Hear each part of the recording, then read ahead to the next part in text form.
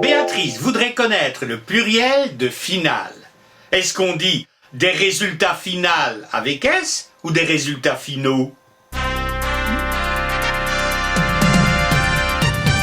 Comme disent les hommes politiques, c'est une bonne question.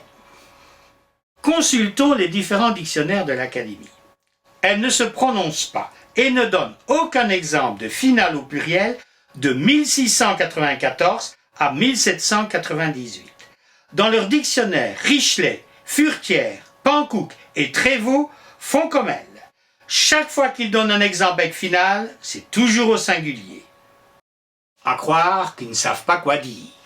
Le premier à aborder la question est Ferraud en 1787. Le masculin n'a point de pluriel, on ne dit ni finale ni finaux. Alors, génial. On peut dire le résultat final, là il n'y a pas de problème, mais s'il y a plusieurs résultats, on dit quoi? Des résultats Ben tu te débrouilles. Le 19e siècle va commencer à arranger les choses. Larousse donne un exemple de masculin pluriel, un seul, sur un article qui en comporte des dizaines. Les morceaux finales déconseillent.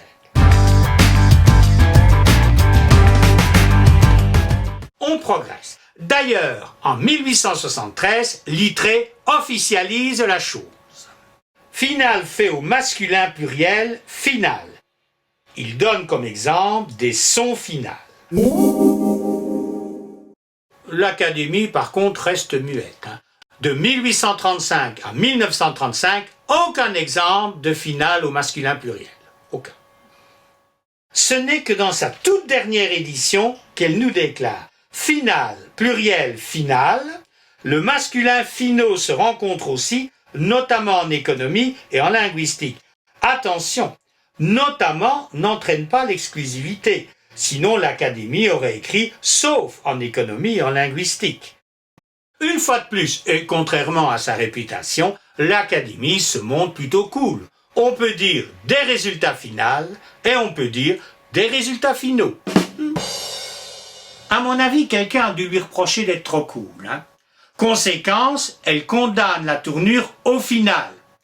Voilà, donc si vous dites « au final, qu'en pensez-vous ?» c'est une faute. On doit dire « finalement, qu'en pensez-vous » Voilà, au final, elle ne veut pas. Oh, ça lui passera.